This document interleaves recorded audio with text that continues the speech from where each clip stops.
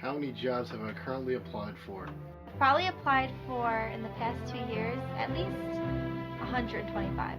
I would say as many as Craigslist can possibly hold. 500 different jobs. 20 to 25 jobs. Most of them have gone unanswered.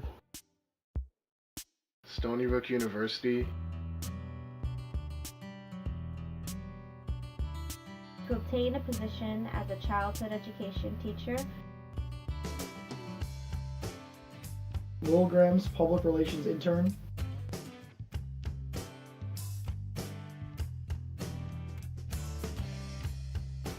I have Bachelor of Arts in Cinema and Cultural Studies.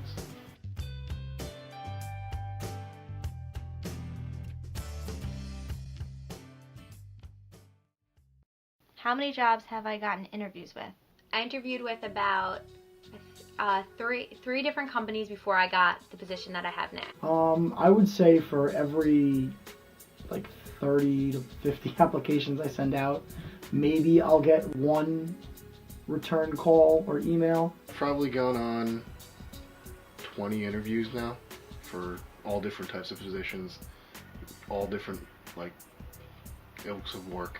Try not to take it personally. I just assume that it's, a numbers game. I think they stick with people that other teachers recommend, and they stick with people that have some kind of connection to other people, other teachers or administration in the district. I think they definitely toss out a lot and don't even consider most.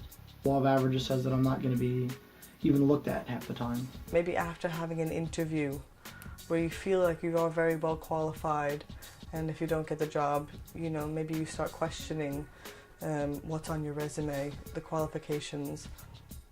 Most potential employers won't actually tell you why they don't hire you. And sometimes it's not because of anything, it's not because of qualifications, but maybe it might be your personality. It feels like I went to college for 4 years just to wait it out for another 4 or 5 years. The job that I have currently, I had to go for a second interview. I went for a second interview at the company that I'm currently working at. I've gotten callbacks wanting to set up interviews. One reason or another, they normally don't work out.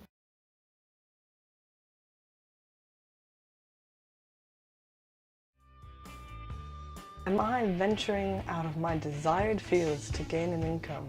You bet I am. Absolutely.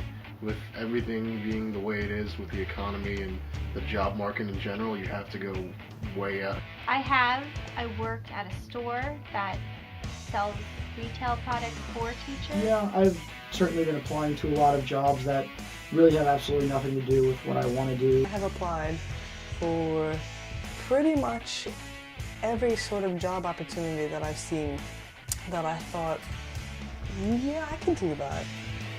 But I really love what I do, so I don't want to change.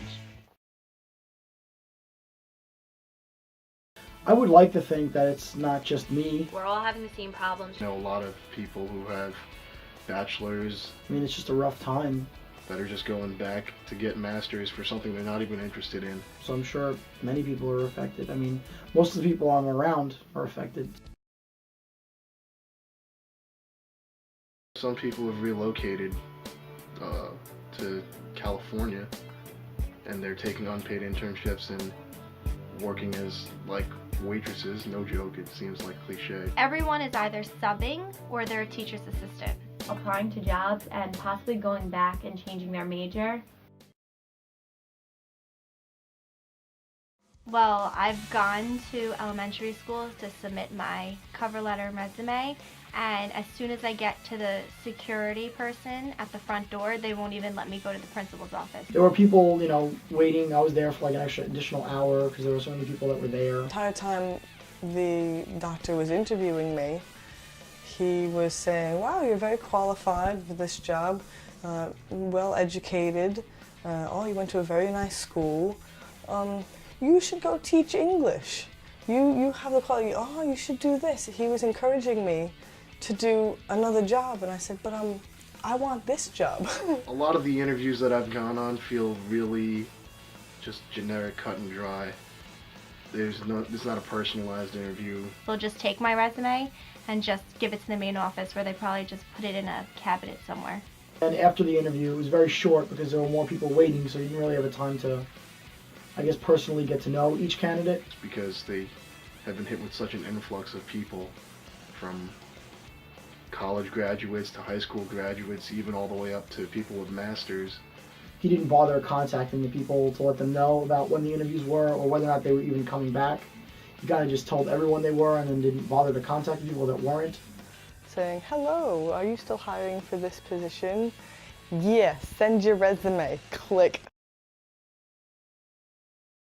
Well, when I got out of school, the workforce was a little different. There were many, many opportunities. At that time, post office, New York City jobs, and the economy at that time was picking up. It was just right after the Vietnam War, and there were jobs available. I see for Megan, at this stage, with a much higher level of education, going for a master's, struggling to get a job in this economy. It's a good thing that she's going through it. It's challenging. If when you leave college and you were to get a job, right off the first opportunity, you might not appreciate what you have, but by working hard, getting your bachelor's, working to get your master's, working at a school at a different level gives you different experiences. So when that opportunity does come up, I think it'll be worthwhile. It'll be more rewarding for her. I'm really happy that I gained a full year of working in a classroom under a teacher that really knew what she was doing. So even though I didn't have what I always wanted, was my own room, I really got to learn a lot, and I think it'll make me a better teacher for when I do have that room. Yes, I have gone back to school this year. I'm back full-time, 3 times a week at night, and I'm going for literacy from birth to 6. I do consider going back to school. However, I don't think it's a very good idea to go back to school right now, especially if I can't find a job. No. I am done with school, I'm done with classes. I can't stand the entire college scene. I am currently sustaining myself while looking for jobs by house painting. I am living with good old mom and dad. I'm still working at the job I had while I was in college. My parents were able to help me out a little bit. Through all different types of means. My parents have helped me out a little bit. I have a little bit saved up. I like to buy guitar gear, so I just switch it for other guitar gear and try to make a small profit on that. I'm basically living off that week to week for now. I did work for catering. I did part-time babysitting.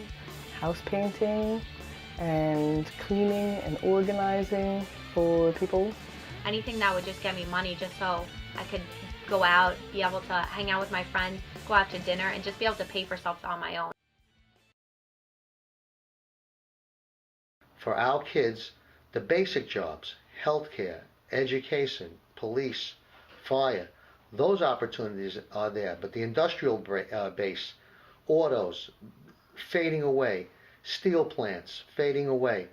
Opportunities for everyone, regardless if they have a college degree or not, is becoming more and more difficult.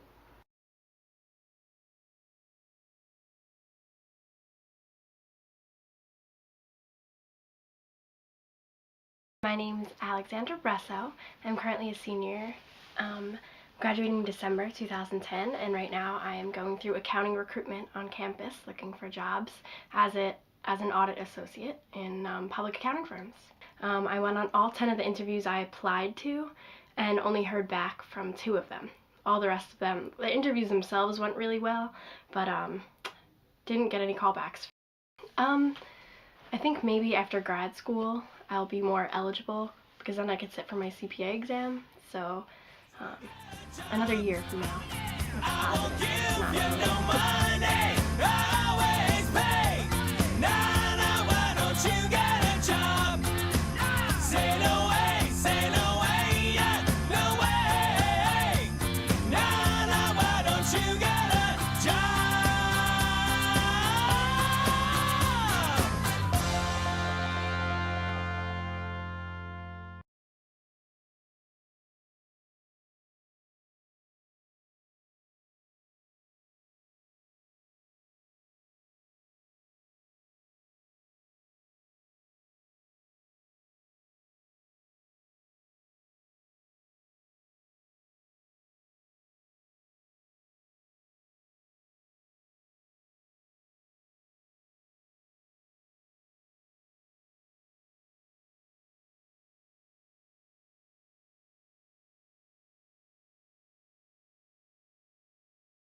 The reason why we're all here today is to help a very special group of people. And they're staying in Manhattan at a house on the Upper East Side. That house can have 84 families at a time at it, and it's called the Ronald McDonald House of New York. Everybody who stays there has a very important reason to be in New York. It's because they have a child in their family who has cancer. And it's usually a pretty tough cancer, and the doctors back home have said, you really need to be in New York where the doctors who are doing some groundbreaking research may be able to offer some hope for you. I want to introduce Sharon and Shaquille St. John. He was diagnosed with CML, which is chronic myelogenous leukemia. I was in shock. I was in shock. It's like I couldn't believe it. But with all that, sorry.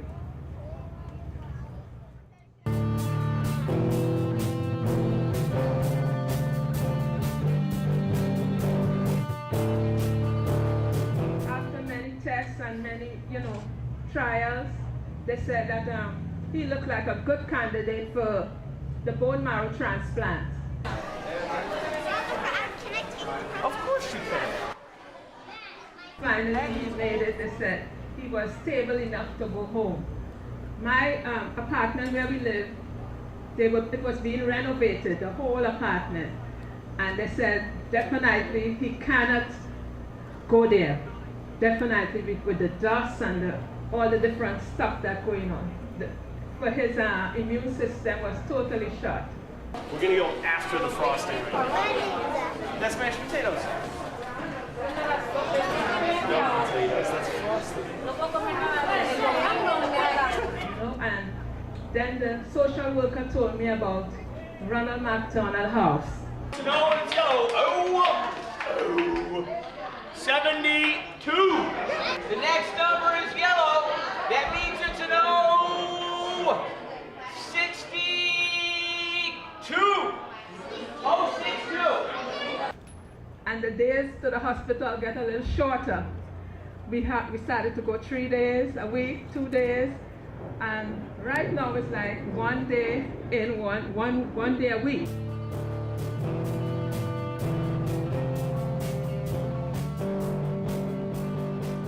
First he was very into, didn't talk much, and now, to see him now. Felt kind of out of place and stuff until I joined the band and stuff like that. After a while, came out of his shell, and he was really, really happy to be there. He was so happy. The workers there are so nice. I actually started volunteering with an affiliated program probably about 8 years ago. My twin sister was diagnosed with cancer when we were about 21. She was treated over in Sloan Kettering. So I got a chance to walk around the children's ward during the time, and I thought it was amazing what they were doing. So I ended up, after she had a full recovery, everything was great, I ended up volunteering at Sloan Kettering for a couple of years. 31 and 39 at the same time. 31 and 39.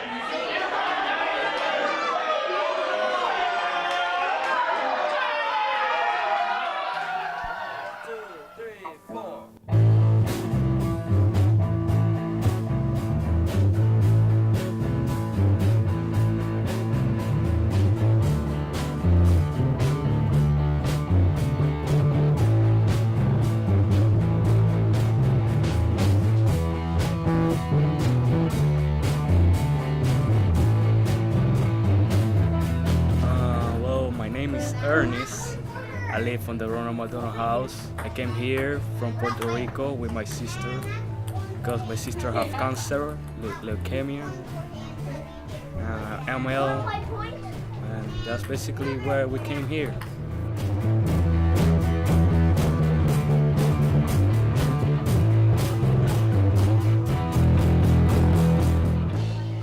I wouldn't even really describe a typical day because there's always new stuff to do here. There's always some kind of activities or some kind of trip they have through the house. So it's pretty cool. There's a lot of different stuff to do.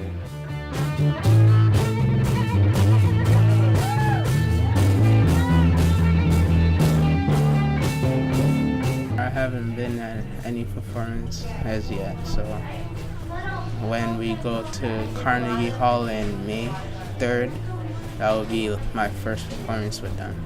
Well, being on this band have helped me to kind of go away with the situation of the family, like a way that you can do something else and forget about the other stuff.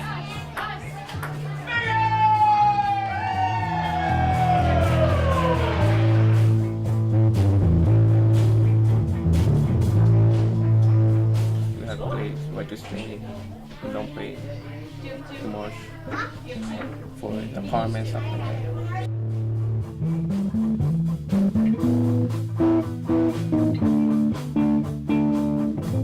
I guess we sort of just wanted to express our feelings on how we felt, considering we were going through a hard time being here with the whole cancer situation.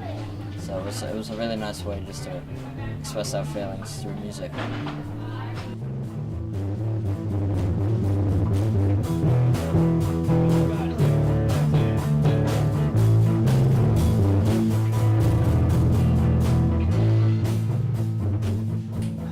Typical day for me, having fun with my family, with my friends. That's about all.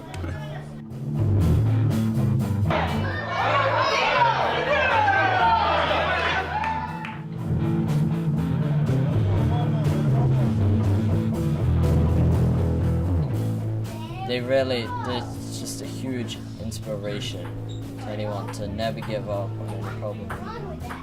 For what they're going through, if you think you got it hard, you got to see what these kids are going through. You really see what a hard life is. Well, basically, I was living in Puerto Rico, talking with my friends, and actually one day knowing that your sister have cancer, that like changed everything. You became a better person.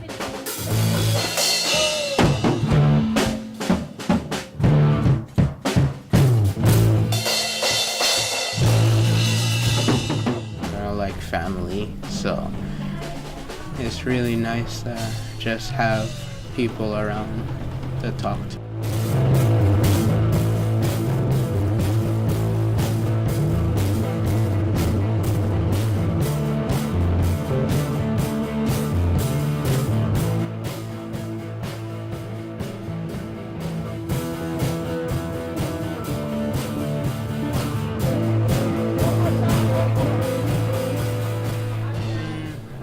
Fun, I'm outgoing, I like to make people laugh too.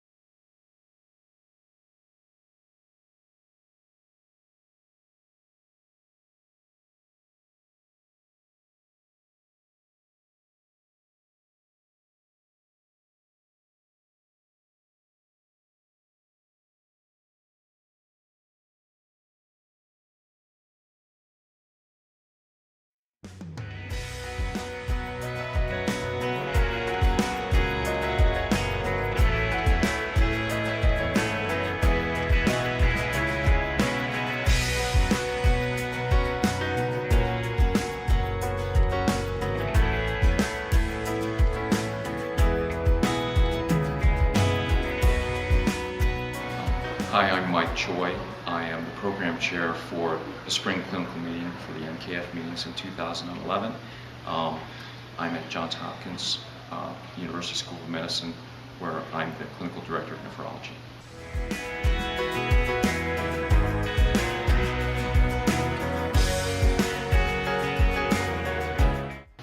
Well, we're going to try to cover a lot of different topics for a lot of different healthcare professionals. We're hoping that our sessions will be integrative. So there'll be one on low sodium sodium in the diet. What can we do about that? There'll be a couple sessions for trainees and fellows, one about clinically reviewing literature, another one on fellows who are coming out of their fellowship, how to negotiate with private practitioners, tips for private practice. We're also going to, again, just try to integrate with the other healthcare professionals. I think it's one of the few meetings of its kind where everyone is involved. There are topics for everyone. There are integrative sessions for everyone. I think that's one of the big things that we offer with this meeting that I don't see in the other meetings.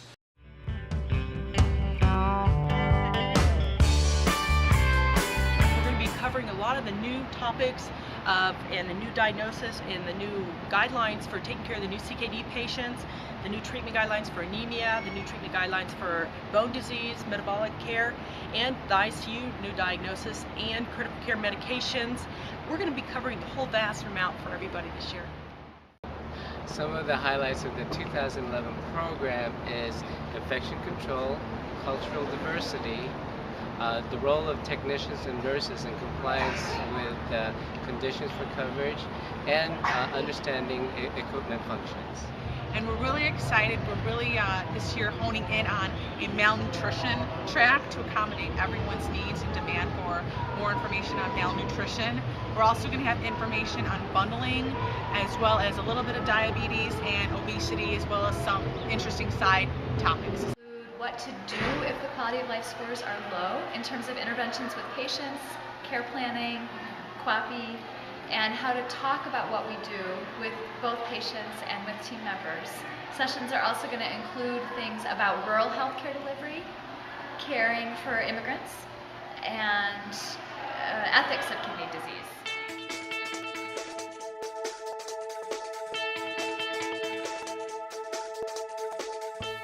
The other thing I would say is that our meeting really is geared towards delivering health care. So the topics are focused topics. They're topics about how can you help your patients, treat your patients. That's the main focus. We bring in the latest research, but that's really the focus of the meeting is how can we help you as far as delivering health care, the best care to your patients.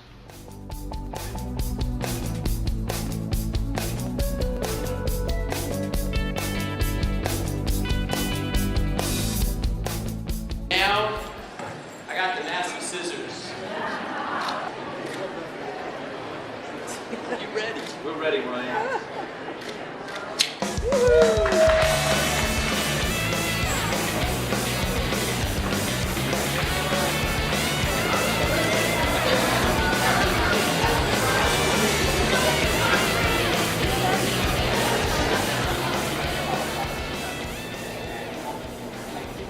And then I'm going to put everything into a food processor and try to remember to turn my mic off so it don't flare in your ears when the food processor goes. Regulation standpoint impact us. And I think we all can look at each other right now and say that is a real issue. We have top-notch speakers. We have really very established speakers that are the people who really are well known in the field. We also have really a young cadre of physicians as well who are really pioneers in some of the research areas who also give a lot of enthusiasm. I think that we have, again, an integrative sessions where it's not just physicians that are always at one session.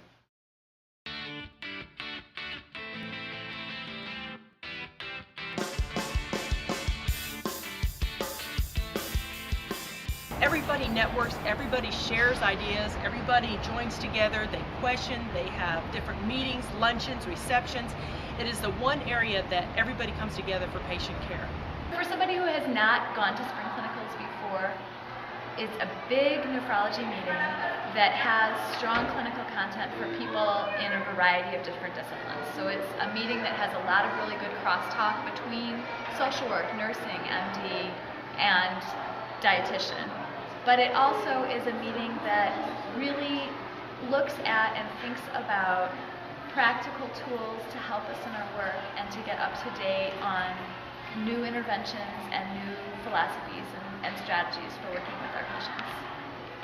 Lastly, I hope that everyone will come out to Las Vegas. Again, I think we'll have a great meeting. We have a great venue, and we hope to see you in 2011.